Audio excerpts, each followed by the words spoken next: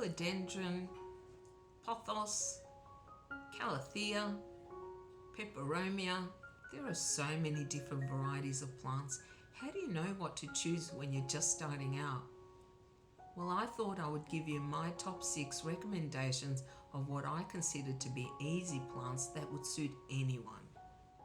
So stick around.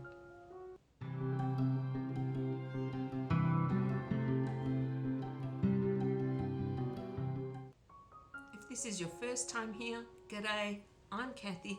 This is where I get to talk about my plants and all my other pet projects. If you're a return visitor, thank you for coming back. I really appreciate it. So I've already made a video giving tips to new plant owners, but I thought in this video I would give you my recommendations of plants which I think are easy, because I know what it was like when I first started out trying to figure out which plants would suit me since I was new to it. So what do I mean by easy?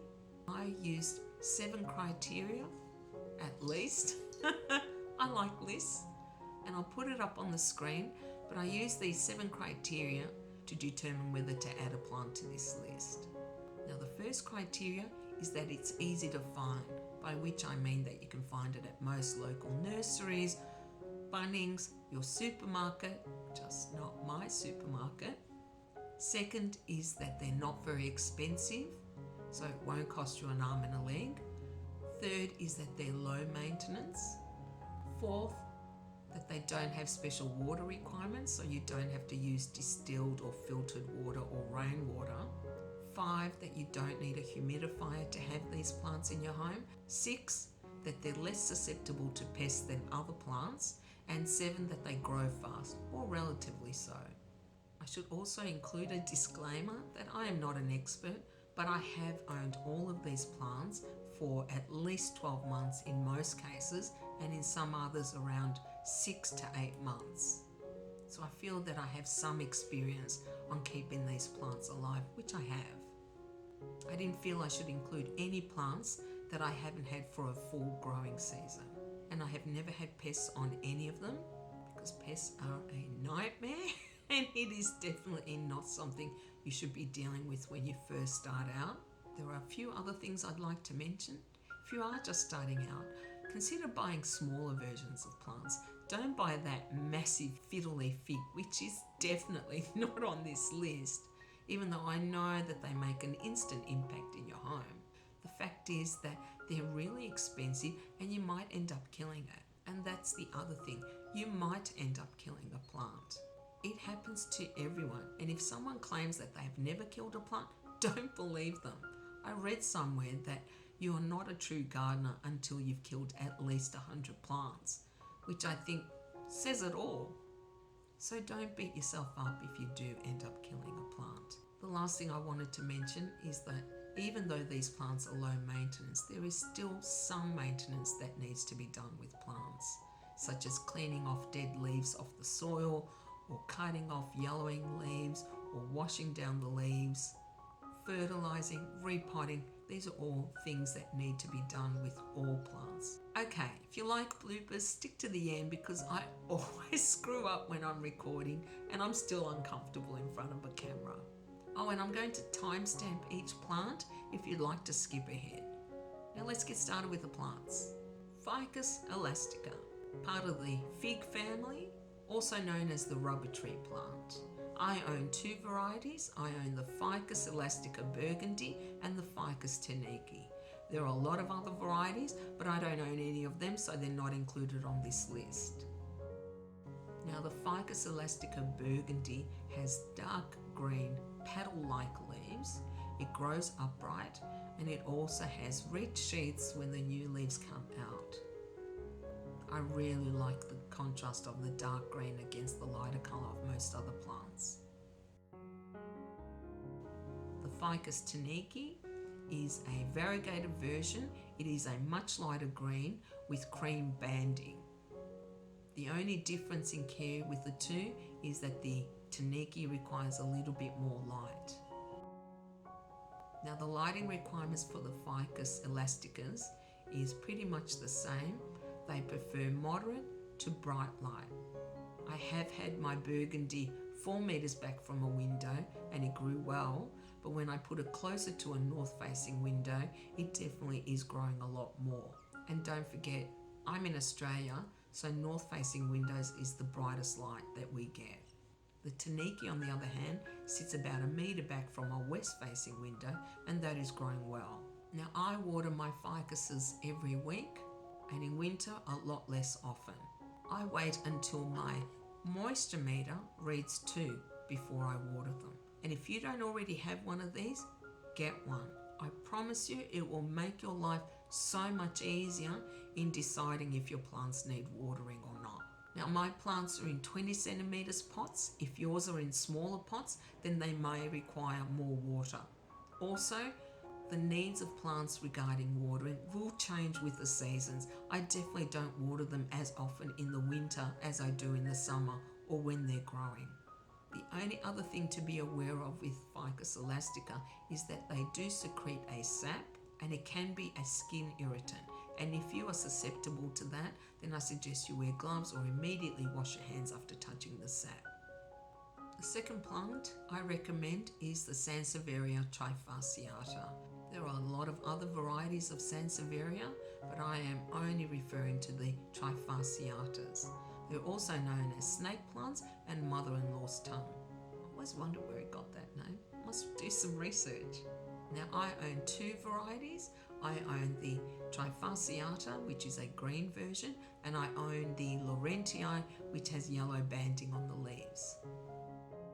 Unlike most other plants, Sansevieria leaves grow upright, and they're very narrow plants, which means you can fit them in a lot of places. They also have beautiful markings on the leaves, which are very reminiscent of a snake skin. I have owned the green variety for over 12 months and the Laurentii for around 8 months. The care requirements for both are exactly the same in my experience. What I love about the Sansevierias is that they are the most versatile plant and almost indestructible. Note I said almost. The only thing that will kill these plants is overwatering, which I'll get to in a minute. Regarding lighting, they can take anything. Low light, bright light, full sun, shade, they don't care. In fact, I had my green version outside in the spring and summer in full sun, and it took even 45 degrees Celsius temperatures. These things honestly are really flexible. You can put them anywhere in your house and they'll do fine. They will, however, grow better the more light you give them, like any other plant. Regarding watering, I wait until my moisture meter reads 1 on the scale before I give them any water. Like I said before, the only thing that will kill the Sansevieria is if you overwater them. Number 3, Monstera Deliciosa, also known as the Swiss cheese plant. Definitely my favourite. I love this plant, but be aware they grow big and they grow fast. I'm going to insert a picture here of what mine looked like when I bought it 12 months ago, and what you see now is 1 year's growth. These things are huge, they can get out of control, and if you don't have the space for a big plant, then I would suggest that you rethink getting a Monstera Deliciosa. Otherwise, if you have the space, go for it. They are really easy to look after, and I do think that they are just gorgeous. Now, when you get a small Monstera, it may not have the fenestrations, the splits in the leaves. That will occur once the plant gets a bit bigger. The care requirements for Monsteras is really straightforward. They do like moderate to bright light. I've had mine a couple of metres back from a west-facing window, and now I've moved it to a north-facing window where it gets a lot brighter light, and it is definitely just going nuts. So obviously the more light that you give these plants, the better they will grow. Watering, I wait until my moisture meter reads 2 before I need to water mine. When it was in a smaller pot, I found that I was watering it every few weeks. Less so in winter. The only other thing you'll need to do with this plant is stake it, particularly if you want it to grow upright and not sideways. I had to stake mine because it was falling over. It got so big so fast. Number 4, Zamicolcus Zamiifolia, Zanzibar gem or ZZ plant. I think these are beautiful plants, and I do think that they are really underrated. As you can see, they have arching stems and the leaves are a dark colour, but when they're new, they are definitely a lighter shade of green, which becomes darker as they get older. They are supposed to be slow growers, but I have definitely not found that. Zanzibar gems prefer low light to medium light. Mine sits 3 metres back from a west facing window and it still grew, so I think they can definitely tolerate any lighting conditions, except for sun. Watering, I wait until this is bone dry. I wait until my moisture meter reads 1. I do find that the Zanzibar gem requires a lot less water in the winter, and it can take me over a month before I need to water it, but they do need more water when they're actively growing. Number 5, Peperomia Obtusifolia. There are a lot of different varieties of peperomia, but I am only talking about the Obtusifolia. I have 3 versions of it. I have the variegata, I have the lemon and lime, and I have the jade version. Being diminutive plants, it means you can have them on a desk, you can have them on a table, you can put them practically anywhere. And they're not supposed to grow very big, except that mine seem to be growing really fast. My jade version has probably tripled in size in the 6 months that I've had it. And as you can see, the colour of the leaves is a very dark green. And the bigger the plant gets, the bigger the leaves are getting as well. The lemon and lime has really striking markings on the leaves. I do find that this one requires a little bit brighter light if you want the variegation to stand out. The variegata, which I've owned for over 12 months, is a cream colour with light green. This one is a bit of a slower grower, but I have had it further back from windows. And it's interesting that the new leaves come out a little yellow, which I'm assuming will then turn cream once they get older. Peperomias can tolerate a range of lighting conditions. They can take low to bright light. I've had mine in various places in my home and they all seem to do well, but they definitely do grow better the more light you give them. With watering, I wait until my peperomias get to 2 at least before I water them. This list was initially going to be just 5 plants, but I thought I should add in a trailing plant for those who want something that trails. So number 6 is Epipremnum Aureum, Devil's Ivy, Golden Pothos. It has a lot of names. There are a lot of varieties of pothos. I own 2. I own the Snow Queen and the regular Devil's Ivy. I'm not including the Snow Queen in this list because I do think it might be a little bit more fussy. Being a vining plant, they can hang and trail downwards, or they can also climb if you give it a stake. Mine is actually doing both at the moment, and I want to see which one does better because I have heard it said that when they climb, their leaves can be bigger. I'm not sure. So this is going to be an experiment for me. I've had my Devil's Ivy for over a year, and I find that it definitely prefers brighter light if you want it to grow faster. But you can put them in a lower light situation and they will still cope. With watering, I wait until the moisture meter reads 1 before I water this.